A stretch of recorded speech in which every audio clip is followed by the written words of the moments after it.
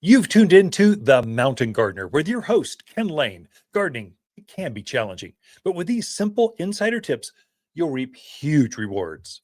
Now, let's tune into today's Mountain Gardener with Ken and Lisa. Good enough. And we are back with Lisa Lain in the studio. She comes each week with your garden questions. Just what are your neighbors talking about in their gardens and trying to impart some knowledge, just kind of get the Q&A out there. What's everyone talking about? Welcome to the studio, Lisa. Thank you. Good to be back. How are your holidays going so far?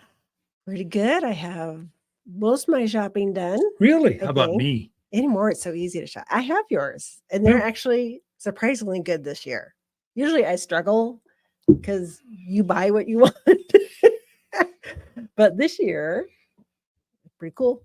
I'm excited. Yeah. So yes. I've got covered in straw here. You are covered in straw. For you folks watching the live on the video piece, luckily it's from just above pants level, so you can't tell if I have pants on, and you can't see all the just covered. And I was unloading, rolling in the straw. I was unloading new fountain statues, containers, and the crew needed some extra muscle. Yeah. Hey, I'll jump in with you, and it was like a 300-pound huge container, very decorative. And it's the way they pack them is all this like this straw looking stuff. And I didn't look until I got on camera. I'm covered. Yeah, you That's can't right. see it. You're Can't fine. see it. Yeah, there you go. Yeah, I saw some cute pieces as I was walking through, going, "Oh, those are cute." Great. Christmassy. We brought them in for the Christmassy kind of the gardeners in your life. If they want a fountain, a statue, something cute to decorate, artistic things in the gardens, this is your chance. Get fresh pickings this week. Fresh pickings. very, very Arizonan saying, pickings. I have no idea where pickings comes from. Oh, so what are the garden questions people are asking right now? Well, we do have a few. First one is from Sandra in Prescott. She's growing a Japanese maple in a large container. She wants to know, does it need winter protection, and how often should she be watering it through the winter? Great question, Sandra. So we have a couple, we have three Japanese maples. We grow in containers on our patios, a couple in the back, one in the front. Japanese maples are a smaller tree, so it looks like a maple, traditional maple leaf, but just smaller. Here in Arizona, they grow in the shade, more shaded areas. They'll take some sun, but that midday in June, they're not going to like that. So more the north sides, that kind of stuff. Now, they do take the cold. They go down to minus 40 degrees, some crazy cold we'll never see. It's not about the cold. It's about the dry. If they get dry in winter, the tips will kind of burn back. So I would say you don't need to protect them. You don't need to cover them with burlap or all kinds of crazy stuff you read on the internet. You don't have to do that. The secret is water. So her second follow-up question was, how often should I water? Yeah, about once a week. Probably enough. And here's the insider tip.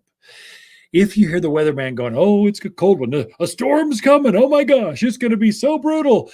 And then we get like a half inch of snow afterwards. Say before that event comes, before the cold hits, water your plants. So a hydrated plant, especially Japanese maples, will go through that cold like it was nothing. If it's dry, it's kind of counterintuitive, but if it's dry, it can't keep the antifreeze going up and down, flowing up and down the structure of that plant, and you'll get the tip burn. So it can actually kill the plant if it goes bone dry and you get down to single digits. So keep them hydrated. That's the only thing you have to do, and then that's the only thing you have to do. Sandra, it's too easy. So keeping them hydrated. Is that once a week? And once a week. Okay. No, once a week. Did you say that? I said once a week, or right before a real cold event happens. Right now it gets down to freezing, but that's not cold to Japanese maples. It's when we drop from 32 down to 9 because the storms from the north is coming. Water it, and that will greatly increase the health of that plant. Keep them healthy. Sure. Okay. Next question is from Tammy in Prescott Valley. She has geraniums that have suffered some from the cold, but are still alive. She wants to know if she can winter them over inside. Oh, sure, Tammy. Absolutely. You sure can. In fact, you should have done that a month ago and they wouldn't look rough. So geraniums will go down to the mid-20s, something like that. And then they get vaporized. If they go below mid-20s, they get killed. So I would say trim them back, take the weight off of them. They kind of have a mangy, kind of rangy look now because they've been growing all season. Cut them back. I would say water them, deep soak them, like water them until water is coming out the bottom because you do have worms and things in the pot. If they've been outdoors, stuff is living in the soil. Try to flush them out. It's kind of gross what comes out the bottom of the holes. And then I would come into the garden center. We've got a systemic granule. It looks like fertilizer. You sprinkle it on the ground, and then it takes out any other ants, worms, centipedes, millipedes, fungus gnats. It takes all that stuff out. So you sprinkle it on, water it in again, and it will sterilize the soil. So you're not bringing spiders and things into the house. And then the plant will actually absorb some of that systemic, and it will keep mealyworms and all these other nasty things that can come inside with you. Kind of protects it or inoculates that geranium while it's inside. And then probably by next end of April, and take it right back outdoors again and enjoy it again. I had one customer, every year, so disappointed in him. Roy, I'm so disappointed in you. He cuts the geraniums back hard. I mean, just like shaves them right back, puts them in his crawl space where that dirt area underneath your house, puts them back there. It's dark, no sun, just throws them back there, forgets them, brings them back out in April, waters, fertilizes them, and they come back strong. He's got like a couple-year-old geraniums out there. So you can kind of, if you did that, it's basically letting them go dormant. Yeah, it's totally dormant. Yeah. Or you bring them in, you kind of treat them like a house plant through the winter. So they'll probably bloom. Yeah. Tammy, if you bring that indoors, you fertilize, where you're getting your systemic granules to keep the bugs away, get a bottle of the flower power. It's a water soluble. It's a special food we make for flowering things. Greatest houseplant food ever. But geraniums love it. Give it some of that, and it'll probably be in bloom. By the end of the year, it'll probably bloom again for you. Yeah. Okay.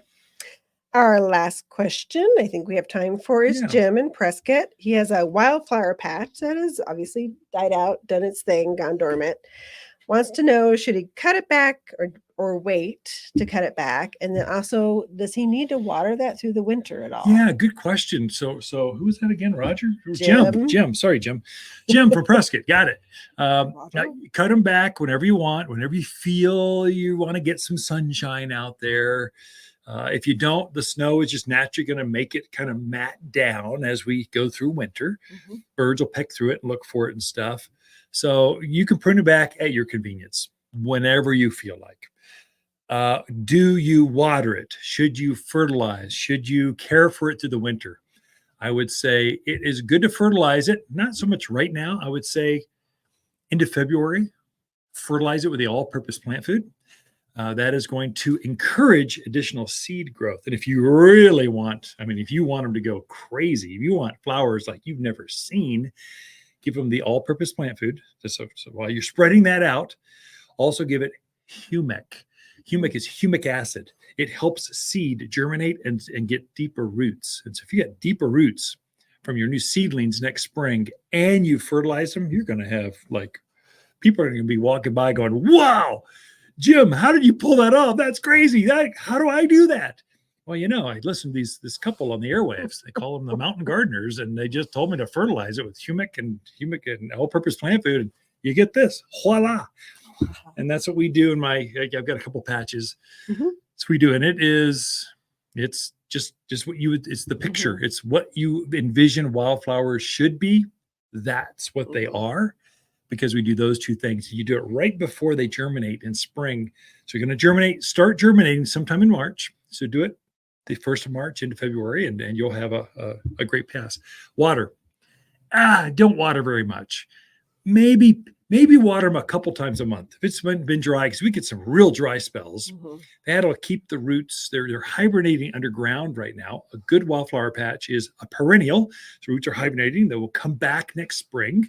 But if you watered them a couple times a month, and if you get a nice snow, cut one of those out, they'd be super happy with you, Jim. So that's how you take care of wildflowers. Okay. Great questions this week, folks. All right, Ken and Lisa Lain, the Mountain Gardeners.